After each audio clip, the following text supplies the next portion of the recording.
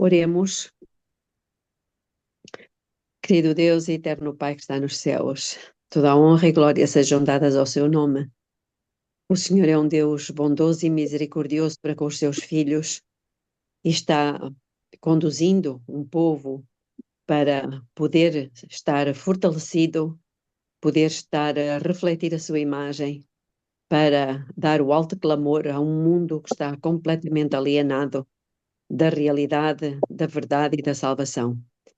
Que o Senhor nos conceda a graça de sermos nós esse povo, que o Senhor nos batize com o seu bom espírito, nos dê o mesmo sentimento que havia no coração de Jesus, conceda-nos um coração puro e bom, um espírito reto e justo, para podermos amar como Jesus amou, estarmos unidos no mesmo propósito e cheios de coragem para levar a mensagem da salvação a outros. É o que lhe pedimos em nome de Jesus. Amém. Amém. Então, terceiro volume de Mensagens Escolhidas, capítulo 55, página 385. Leis para exaltar o falso sábado.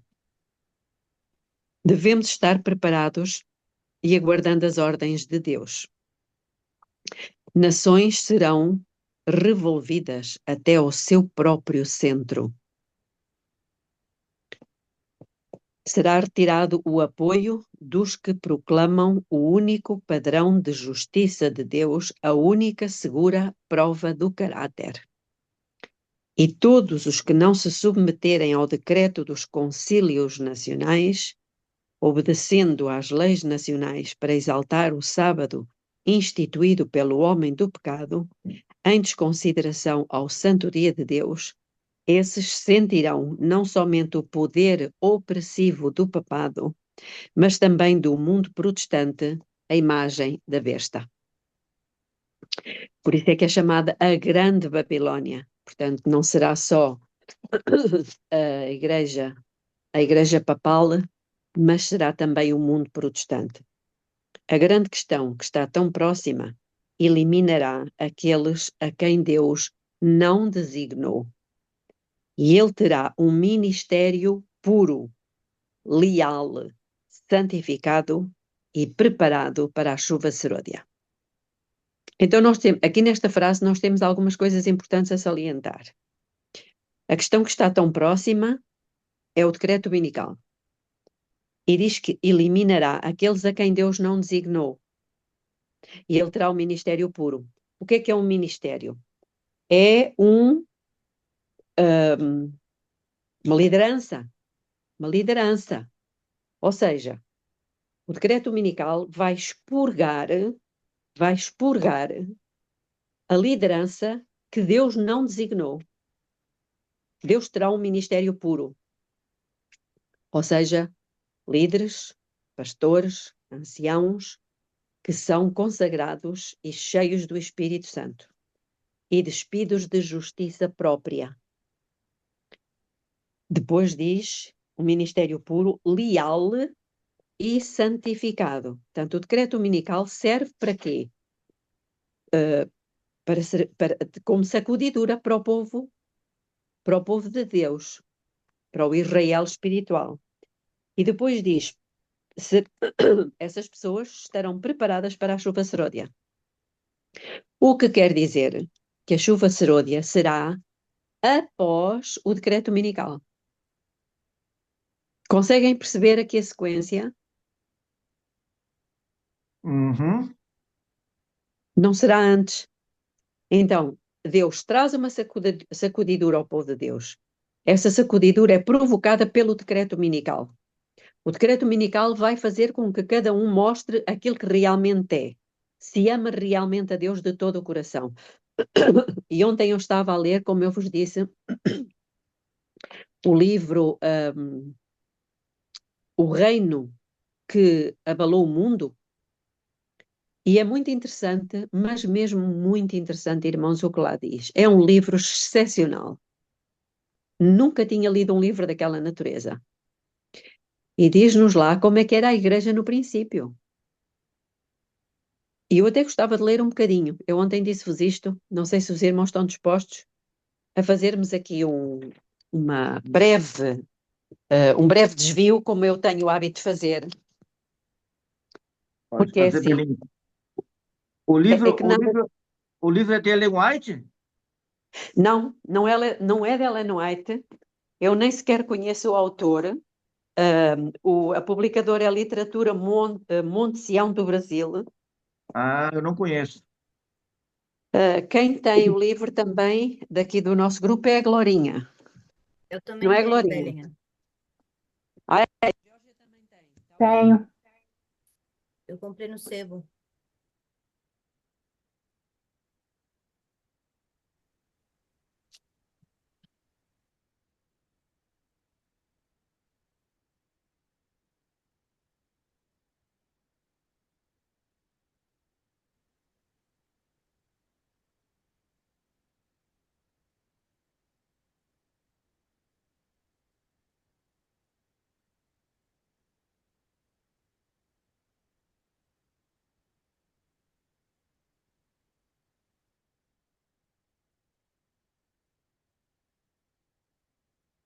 Conseguem ouvir-me?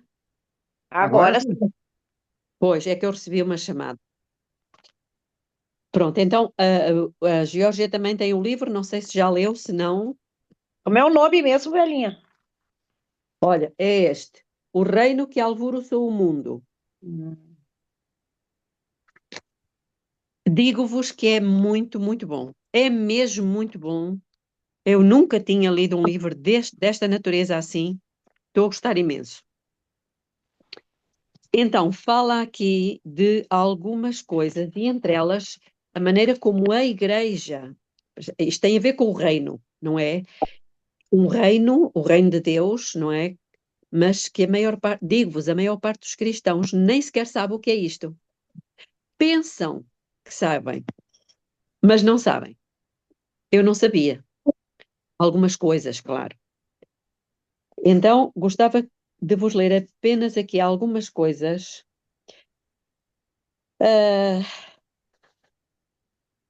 Vou ler aqui uma parte que está, é o capítulo 16, para quem me quiser acompanhar, que tem o título O Cristianismo Histórico foi assim mesmo?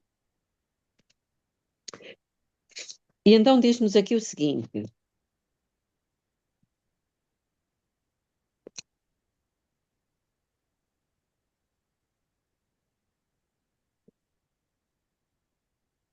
isto por causa do como é que era o cristianismo naquela altura, como é que a igreja cristã diferia grandemente do mundo. Mas muito, não tem nada a ver. Então vou ler-vos aqui alguns testemunhos, não são muitos, também não queria perder aqui muito tempo com isto, mas diz o seguinte, por exemplo, Clemente de Alexandria escreveu: Não é permitido aos cristãos usarem de violência para corrigirem as ofensas do pecado. Tertuliano confirmou isso dizendo: Olhem o que Tertuliano escreveu. Que diferença há entre o provocador e o provocado? A única diferença é que o primeiro foi o primeiro a fazer o mal, mas o último o fez depois. Cada qual está condenado diante dos olhos do Senhor por ferir a um homem. Porquanto Deus proíbe e também condena toda a maldade. Quando se faz um mal, a ordem não importa.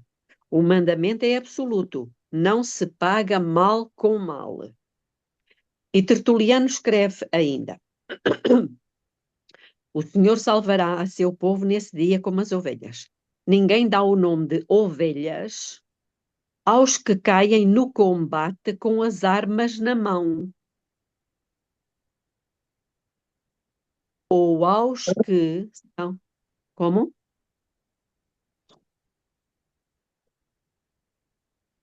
Ou aos que são assassinados enquanto repelem a força com a força. Ao contrário, este nome, ovelhas, é dado unicamente aos que caem se entregando a si mesmos em seus próprios lugares de serviço e com paciência, em vez de lutarem em defesa própria. Estão a ver o que é que são ovelhas? Mais à frente diz: o cristão não prejudica a ninguém. Ele não deseja a propriedade dos outros. Na verdade, ele nem mesmo defende a sua própria, se a tomarem dele por meio de violência. Pois sabe como suportar pacientemente algum mal feito contra si. E diz finalmente: não resistimos aos que nos ofendem, porque devemos ceder a eles. Outro escritor cristão da Igreja Primitiva, que não apresentei ainda, é Atenágoras. Ele escreveu em uma defesa do cristianismo, aproximadamente no ano 175 depois de Cristo, na qual disse: nós aprendemos não só a não ferir aquele que nos fere, mas também a não perseguir na justiça aqueles que nos roubam e saqueiam. Mais ainda, àquele que nos dá uma bofetada numa face, devemos oferecer-lhe a outra. E agora na página 117 diz: não há evidência alguma nos escritos romanos seculares, nem nos escritos cristãos, que demonstre que algum cristão servisse nos exércitos romanos antes do ano 170 depois de Cristo. No entanto, apesar da condenação da Igreja Primitiva contra a guerra e os assassinatos, o testemunho da história revela claramente que após o ano 170 depois de Cristo, havia alguns cristãos no exército romano, na tropa, como nós dizemos. Alguns escritores basearam-se nisto para argumentar que, na realidade, os cristãos primitivos não se opunham à guerra. Todavia, essa não é uma exposição honesta da história, já que o testemunho unânime de todos os escritores cristãos primitivos é que todos os cristãos se negavam a se envolver na matança de pessoas. Então, como reconciliamos esta aparente contradição?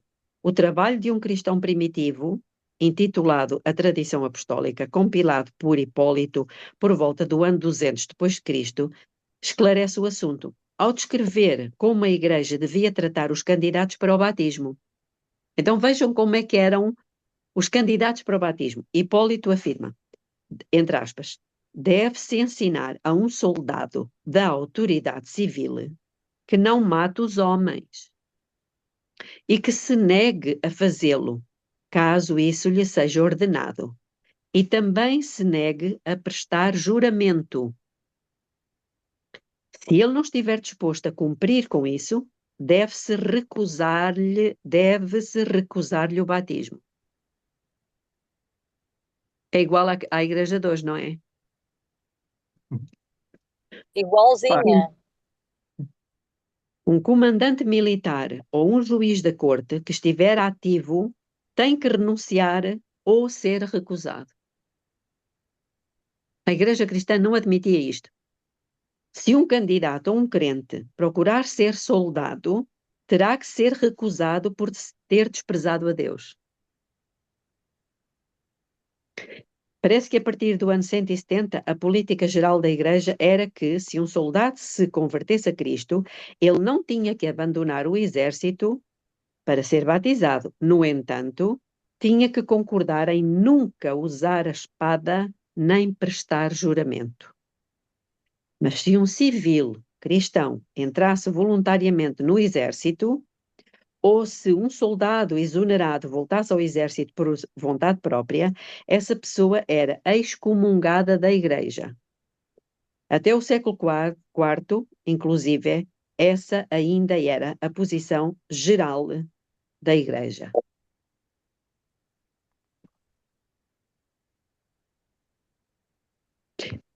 E continua aqui com coisas interessantíssimas. Isto para nós vermos. E há aqui uma outra coisa que eu gostava, uma frase, tem aqui uma frase que eu achei assim uma coisa, agora não sei exatamente onde é que está,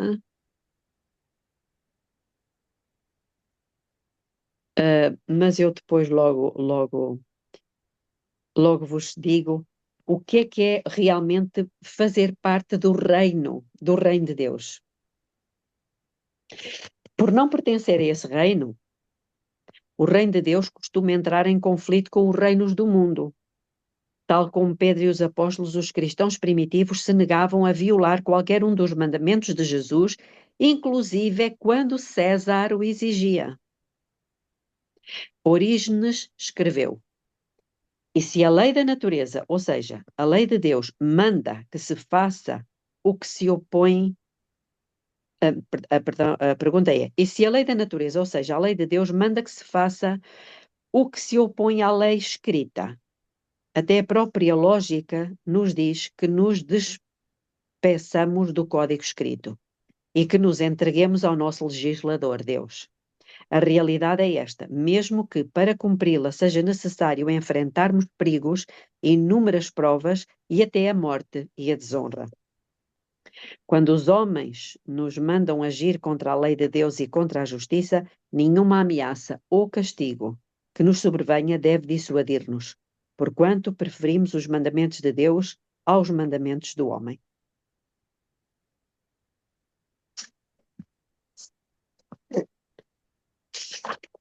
Queria mesmo ler-vos aqui uma frase, só que eu não tomei nota.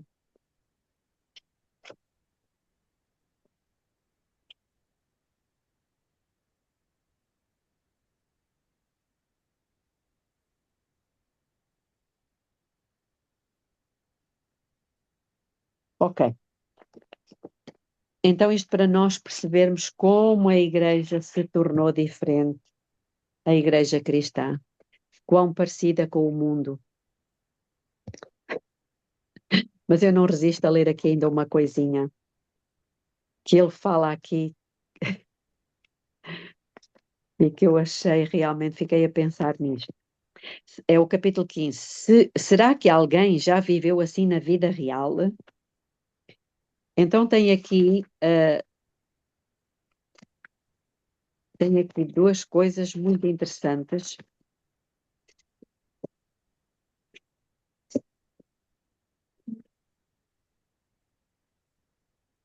É o capítulo 17, desculpem. Diz assim: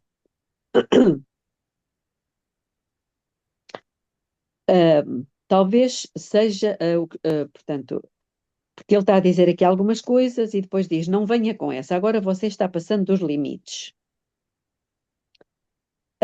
Talvez seja o que está pensando. Como a teologia moderna converte os ensinos de Jesus em heresias?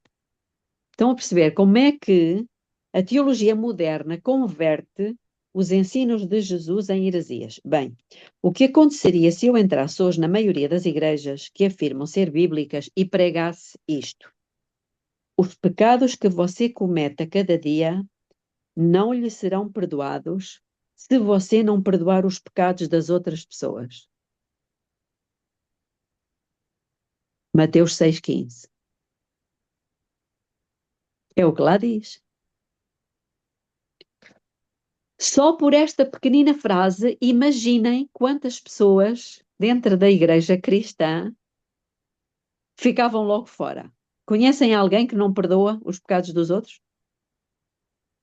Anos dentro da igreja e não perdoam. Segunda pergunta: para ser salvo, a pessoa tem que viver segundo os ensinamentos de Jesus. É verdade. Mateus 7, 24 a 25. Outro: se não alimentarmos o faminto e vestirmos o pobre, não veremos o céu. Mateus 25, 32 a 46. Então ele diz: estou convicto de que seria chamado de herege se pregasse essas coisas na maioria das igrejas evangélicas. Mas o Evangelho do Reino diz que posso crer no que Jesus diz. Posso afirmar, posso confiar nas suas palavras. Agora, muitos cristãos talvez diriam: e quem não sabe disso? No entanto, a maioria dos sistemas teológicos populares pedem ao cristão que não creia no que Jesus diz. E é verdade.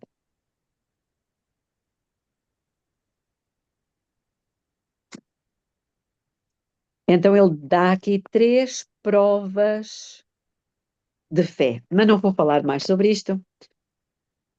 Irmãos, realmente o reino de Deus nós o conhecemos, nós falamos dele, assim é que é, nós falamos dele, mas não vivemos como quem vive lá em cima. E eu fiquei a pensar, porque ele fala aqui de ser o do espírito patriota, não é? E eu tenho visto, então, nestes últimos 5 anos, sobretudo irmãos brasileiros, não estou só a falar dos brasileiros, mas particularmente os brasileiros, que vi quando foi a eleição do Lula da Silva, não é? E quando o Bolsonaro perdeu, as discussões que eram feitas, os desentendimentos, porque uns concordavam, os outros defendiam o Bolsonaro, os outros defendiam o Lula. Mas, afinal de contas, a que reino é que nós pertencemos? Os cristãos judeus, no primeiro século, eles não defendiam Israel. Os cristãos romanos não defendiam Roma. Porquê? Porque o reino deles não é deste mundo. Para eles tanto lhe fazia, estava lá Bolsonaro, estava Lula, estava o da esquerda ou o da direita, não lhes interessava nada disso. Porquê? Porque o reino deles não é daqui. E só por aqui eu começo a ver realmente como é que nós dizemos que somos cristãos e não estamos a defender o reino de Deus, mas defendemos aqui os partidos e da esquerda e da direita, e este é deste e este é do outro. Já pensaram nisto?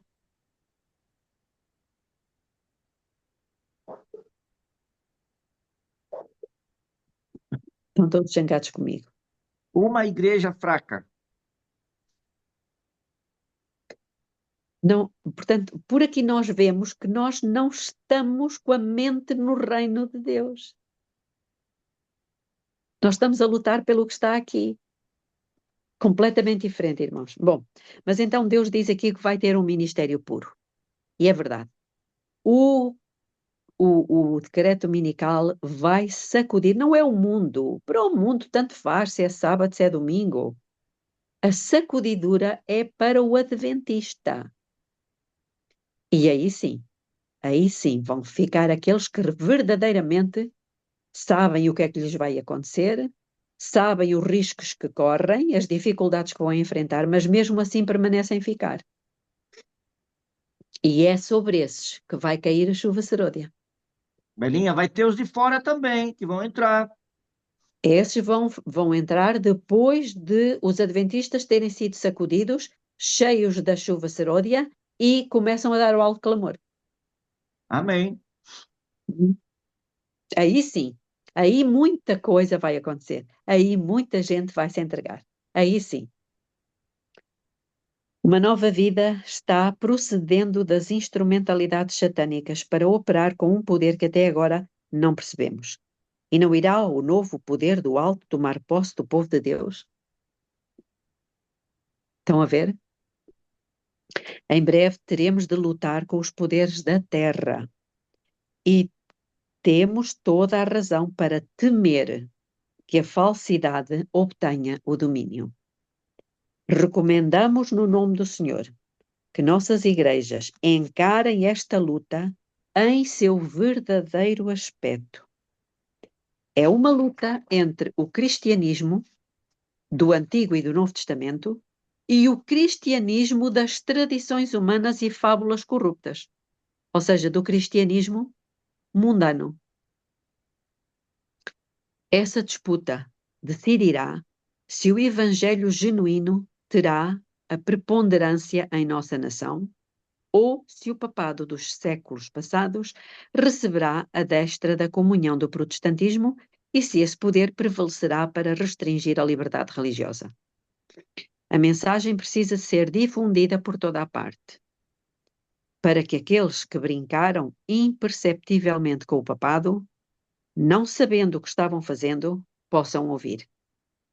Eles estão fraternizando com o papado por meio de compromissos e concessões que surpreendem os adeptos do papado. Quer dizer, até o papado fica surpreendido como é que as igrejas evangélicas estão a fazer concessões e alianças e encontros ecuménicos com eles. Filhos de Deus em outras igrejas.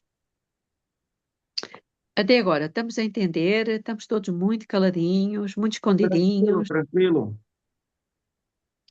Deus tem filhos, muitos deles, nas igrejas protestantes e um grande número nas igrejas católicas, que são mais fiéis para obedecer à luz e para proceder de acordo com o seu conhecimento do que um grande número entre os adventistas, observadores do sábado que não andam na luz.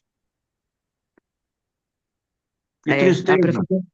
Está para fazer assim, não é, Célia? O Senhor quer que a mensagem da verdade seja proclamada, para que os protestantes sejam advertidos e despertados para a verdadeira condição das coisas e considerem o valor do privilégio da liberdade religiosa que têm desfrutado há muito tempo. A emenda do domingo nos Estados Unidos. Este país, não sei se os irmãos estão a perceber, mas neste momento os Estados Unidos, por exemplo, o Estado está a falar com linguagem religiosa. Já perceberam isso?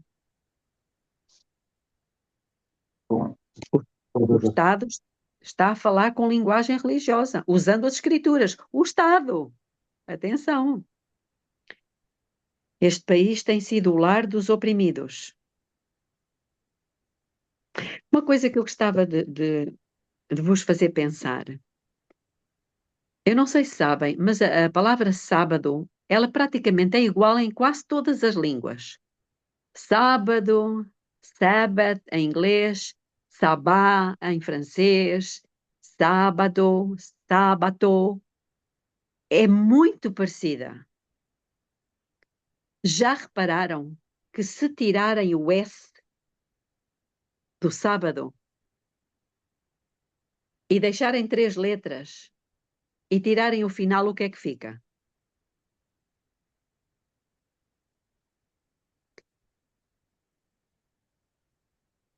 É isso mesmo, Célia. Aba. O que é que Aba. Aba. Aba. O que é aba? Pai, Quem é que pai. diz? É pai. Quem é que diz aba? Os filhos. Só os filhos guardam o sábado. Curioso. Então, o que nós estamos a ver aqui, e além disso, a Bíblia diz-nos que sábado significa o quê? Repouso. Só repousa quem está cansado.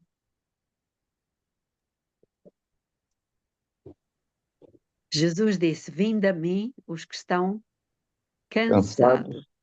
E oprimidos. Cansados de quê? Desse mundo. Cansados deste mundo, cansados sobretudo do pecado.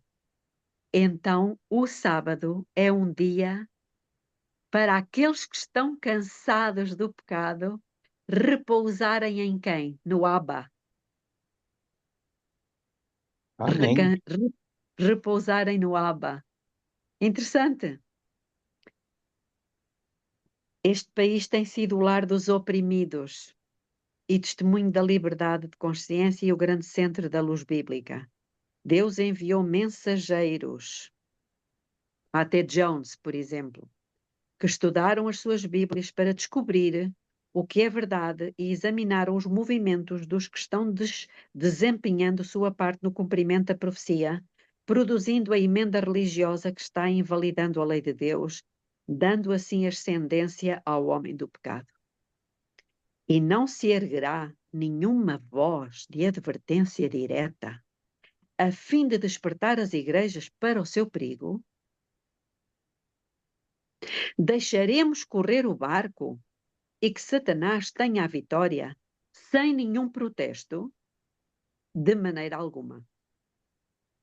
Há muitas almas que sairão das fileiras do mundo e das igrejas, até da Igreja Católica, cujo zelo excederá consideravelmente o dos que têm estado apostos para proclamar a verdade até agora.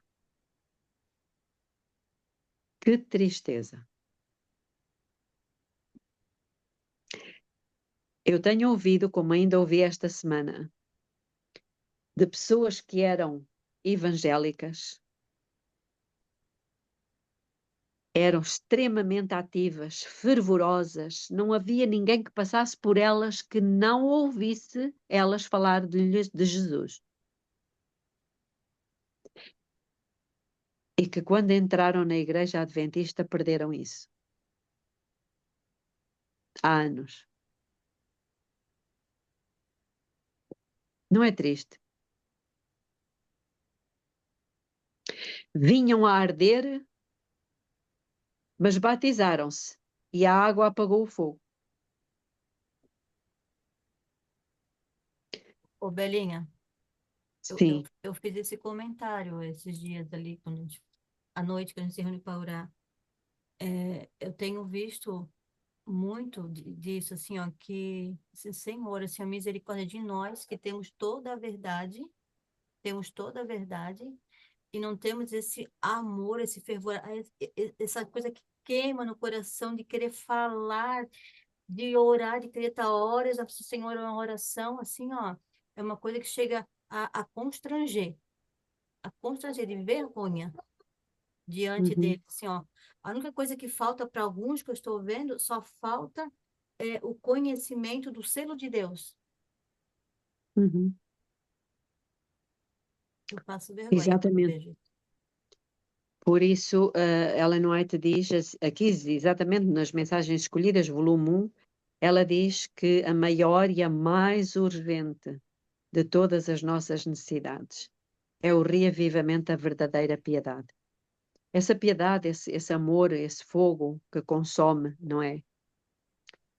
Mas isso Por vem esta... através do quê? Não é da oração, É, da é, comunhão é. diária, gente. Comunhão diária. Assim, não é Sim. meia hora de oração por dia, não. É horas na presença do Senhor em oração. Em grupo, mas principalmente individual. Uhum. É. É como diz o Salmo 39. O Salmo 39 diz exatamente isso. Querem ver aqui? Salmo 39, versículo 3.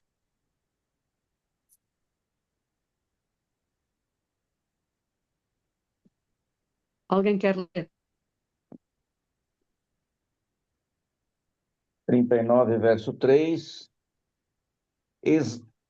Esbraseou-se-me no peito o coração enquanto eu meditava. Ateou-se o fogo. Então disse eu, com a própria língua: dá-me a conhecer, Senhor, o meu fim, e qual a soma dos meus dias, para que eu reconheça a minha fragilidade. O verso 3 diz: enquanto eu escandeceu-se, ou seja, incendiou-se dentro de mim o meu coração, enquanto eu meditava, acendeu-se o fogo. Esse fogo tem que voltar a arder, irmãos. Tem que voltar a arder dentro de nós. Por isso que eu volto na tecla. É assim, toda a luz que o Senhor nos deu, está nos faltando a cereja do bolo, que é Uhum. estudar aquele livro sobre oração. É, tens razão. Eu já o imprimi. Olha, podemos Falta para pôr mim. esse logo a seguir a este? Não entendi. Podemos ler esse, estudar esse a seguir a este? Por mim, sim, é. Assim, ó, Muito eu não bem. estou falando assim, ó, eu estou julgando a mim mesma, tá, gente? A mim mesma. Com tanto Sim. conhecimento, com tanto conhecimento, essa intimidade com Deus só está iniciando.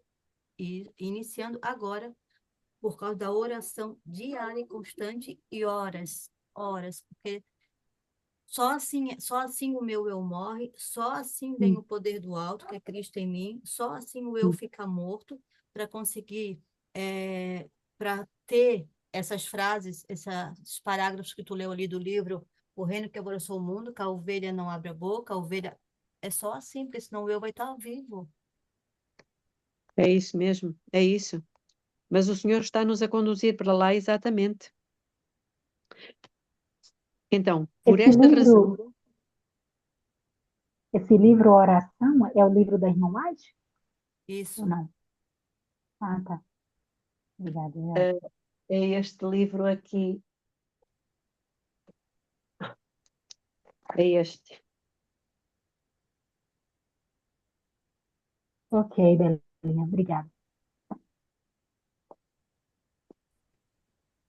Ok, então, por esta razão, os trabalhadores da hora 1ª receberão o seu denário. Estes verão aproximar-se a batalha e darão à trombeta o sonido certo. Quando a crise estiver sobre nós, quando chegar o tempo de calamidade, eles assumirão a dianteira, revestir-se-ão. Vejam bem, está a falar dessas pessoas que vão vir das outras igrejas e que o fervor, o zelo delas vai exceder o dos adventistas. Atenção. Estes verão aproximar-se a batalha e darão à trombeta o sonido certo. Quando a crise estiver sobre nós, quando chegar o tempo de calamidade, eles assumirão a dianteira, revestir-se-ão de toda a armadura de Deus e exaltarão a sua lei, aderirão à fé de Jesus e manterão a causa da liberdade religiosa que os reformadores defenderam com ardor e pela qual eles sacrificaram a vida. Quem é que vai tomar a dianteira? São adventistas? E se bobear, os 144 mil tá lá. Uma grande parte. Na maioria. É. Um sábado espúrio é apresentado para ser legislado com poder. Nós estamos a viver isto hoje, compelindo a observância de um sábado que Deus não impôs ao homem. As perseguições dos protestantes pelo romanismo, por cujo intermédio a religião de Jesus Cristo quase foi aniquilada, serão mais que igualadas quando o protestantismo e o papado se unirem. Nosso próprio país. Esta frase aqui já não está no futuro. Quando se unirem. Já estão unidos. Nosso próprio país tornar-se-á um campo de batalha, no qual deve ser levada avante a luta pela liberdade religiosa, adorar a Deus de acordo com os ditames da nossa própria consciência. Não podemos discernir, portanto, a obra do inimigo em manter adormecidos os homens que deviam estar despertos e cuja influência não deve ser neutra, mas completa e inteiramente do lado do Senhor? Haverão os homens de clamar paz e segurança agora que repentina destruição se aproxima do mundo e será derramada a ira de Deus? A América do Norte poderá tornar-se o lugar de maior perigo. A América do Norte, onde a maior luz do céu tem incidido sobre o povo, poderá tornar-se o lugar de maior perigo e trevas, porque o povo não continua a praticar a verdade e a andar na luz. Quanto mais nos aproximamos das cenas finais da história terrestre, quanto mais acentuada será a obra de Satanás. Toda a espécie de engano tomará a iniciativa para desviar a mente de Deus por meio dos ardis de Satanás. Vi que sentíamos e compreendíamos bem pouco da importância do sábado em comparação com o que ainda devemos compreender e saber da sua importância e glória. Vi que não sabíamos ainda o que é cavalgar sobre os altos da terra e ser sustentados com a herança de Jacó. Isaías 58:14.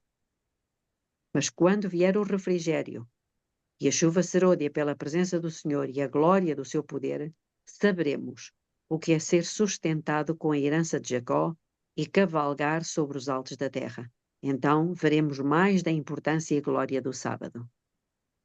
Não o veremos, porém, em toda a sua glória e importância até que seja feito conosco o concerto de paz à voz de Deus e as portas de pérola da Nova Jerusalém sejam abertas de par em par e revolvidas em seus gonzos resplandecentes, e seja ouvida a agradável e jubilosa voz do adorável Jesus, mais melodiosa do que qualquer música que já incidiu em ouvidos mortais, ordenando que entremos.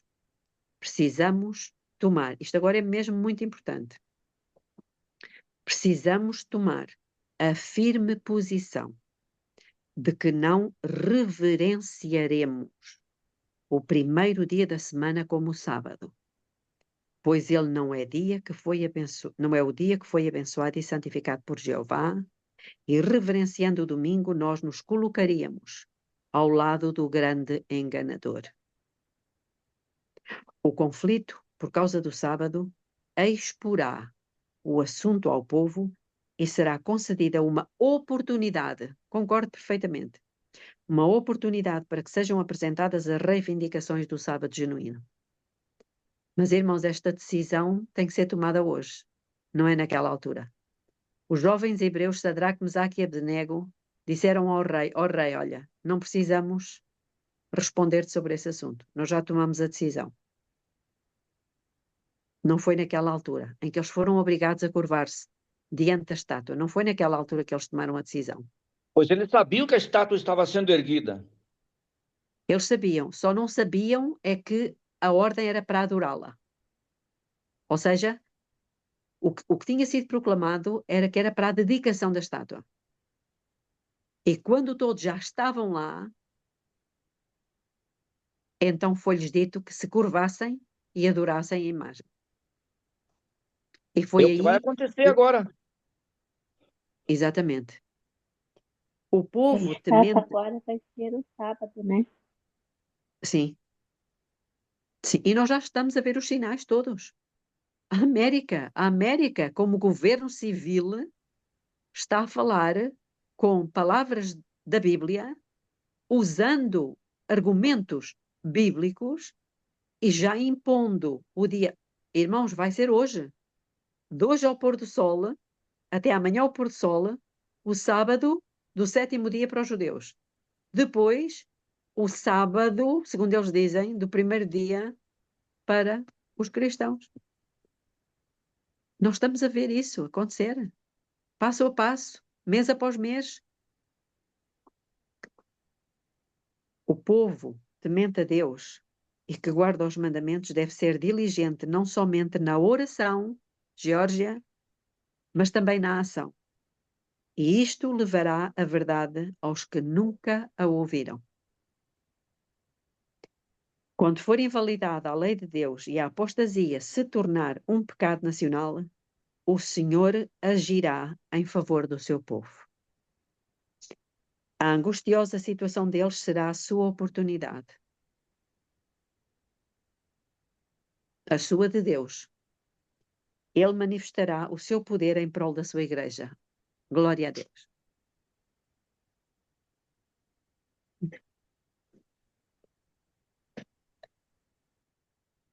Quando ela fala aqui da importância, né, da gente compreender mais sobre o sábado, ela está falando no sentido do descanso físico e o descanso que está em Hebreus, capítulo 4, o descanso espiritual, o O descanso da mente. o descanso físico, ele não é tão, ele é importante, sim, tudo bem, mas o que realmente o sábado representa é um descanso espiritual. Quando Sim, fala lá em Hebreus que ainda resta um repouso, né? Isso. Eu acredito que ela está falando nesse sentido aqui, do descanso, o verdadeiro descanso do sábado, né? Sim. Sim. O Senhor nos esclareceu no tocante ao que sobrevirá à terra, para que possamos esclarecer a outros, e não seremos tidos por inocentes se nos contentarmos em ficar sentados com os braços cruzados, falando sobre assuntos sem importância. Não se deve deixar que as pessoas andem aos tropeções nas trevas, não sabendo o que está à sua frente e não estando preparadas para as grandes questões que se aproximam. Há uma obra a ser feita para este tempo, no sentido de preparar um povo para permanecer em pé no dia da angústia, e todos precisam desempenhar a sua parte nesta obra. Eles têm que ser revestidos da justiça de Cristo. Eles, nós, não é?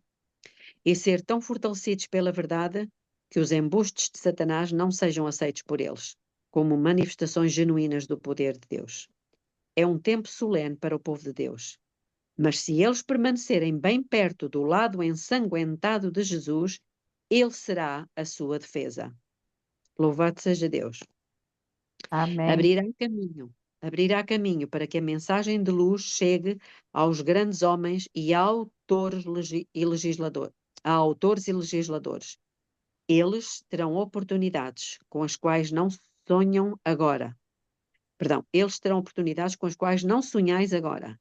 E alguns deles defenderão audazmente os reclamos da espezinhada lei de Deus. Vamos ficar por aqui e vamos orar.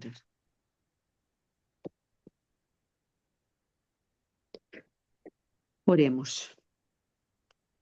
Querido Deus, eterno Pai que está nos céus, o Senhor nos está realmente a dar muita força para nós buscarmos intensamente o Senhor e buscarmos um reavivamento da verdadeira piedade entre nós. Isso só vai acontecer em resposta à oração. Os tempos se aproximam. Nós estamos a ver todos os indicadores. Estamos a ver aproximar-se mais uma suposta pandemia. Estamos a ver o que está a acontecer nos Estados Unidos. É muito provável que o decreto ainda saia este ano. Não sabemos.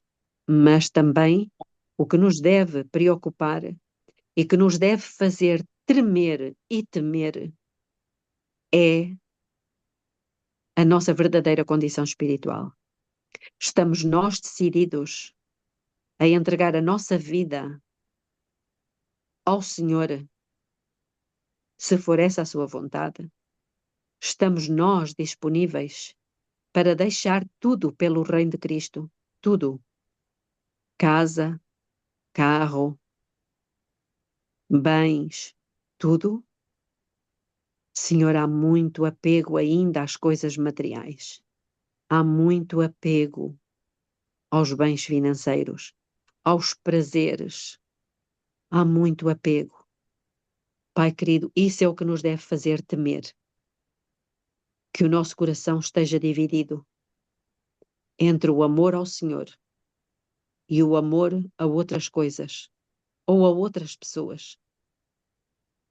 Que o Senhor nos ajude e nos inquiete com a necessidade de termos verdadeiramente consciência de que nós somos cidadãos. Somos apenas estrangeiros aqui, mas somos cidadãos do reino dos céus e que nada do que temos aqui é nosso. Conceda-nos, ó Pai, o seu Espírito. Dê-nos esse poder. Ó Senhor, ajude-nos porque o inimigo tem atrapalhado muito a nossa vida com várias coisas, com várias situações, Pai. Por favor, venha em nosso auxílio, Senhor. É o que lhe pedimos em nome de Jesus. Amém. Amém. Amém. Amém. Um bom dia para todos e até amanhã, se Deus quiser. Quem quiser estar no grupo,